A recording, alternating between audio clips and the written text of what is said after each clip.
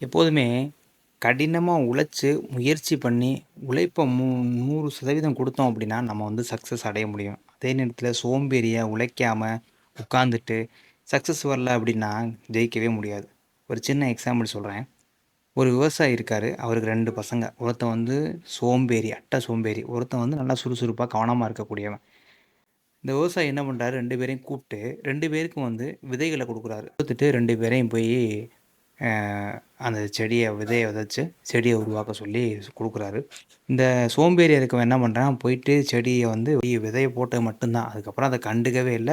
கண்ணு வளர்ந்துருச்சு எப்படியோ, ஆனா அதுக்கப்புறம் அத அவன் கண்டுக்கவே இல்ல. அப்படி இந்த புத்திசாலியா இருக்கவன் என்ன பண்றான், செடிய வந்து ப்ராப்பரா விதைய போட்டு, தண்ணி ஊத்தி பாதுகாத்து, அது பெரிய செடியா வந்து மரமா வர்ற வரைக்கும் பாதுகாத்து, ஒரு 6, 7 மாதங்கள், 7, 8 மாதங்கள்ல போட்ட விதை வந்து பெரிய மரமாயி, காய் காய்ச்சு, பழம் குடுத்துருச்சு.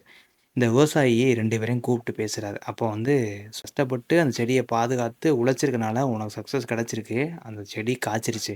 நீ வந்து அந்த செடிய கவனம் இல்லாம பாதுகாக்காம விட்டனால, இப்போ உனக்கு அந்த செடி செத்து போச்சு.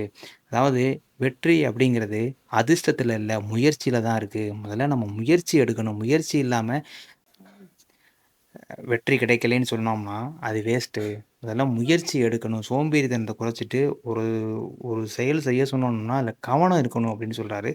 அத புரிஞ்சுகிட்ட அந்த சோம்பேறி என்ன பண்றான்னா, அன்னையிலருந்து அந்த சோம்பேறித்தனத்த விட்டுட்டு, முயற்சி எடுத்து, மறுபடியும் விதைய போட்டு, செடிய வந்து பாதுகாத்து, மறுபடியும் அந்த மரத்த உருவாக்குறான். இதுலருந்து நம்ம என்ன தெரிஞ்சுக்கணும்? எதுலயுமே உழைப்ப வந்து 100% குடுக்கணும். எந்த அளவுக்கு முயற்சிய குடுத்து உழைப்ப குடுக்குறோமோ, அந்த அளவுக்கு நம்ம சக்சஸ் அடைய முடியும். சோம்பேறித்தனத்த வச்சிருந்தோம் அப்டின்னா, எந்த ஒரு செயல்லயுமே நம்ம சக்சஸ் அடைய முடியாது அப்டிங்கிறதுக்கு சின்ன குட்டி ஸ்டோரி. புடிச்சிருந்தா எடுத்துக்கோங்க. நண்பர்களுக்கு ஷேர் பண்ணுங்க. Thank you.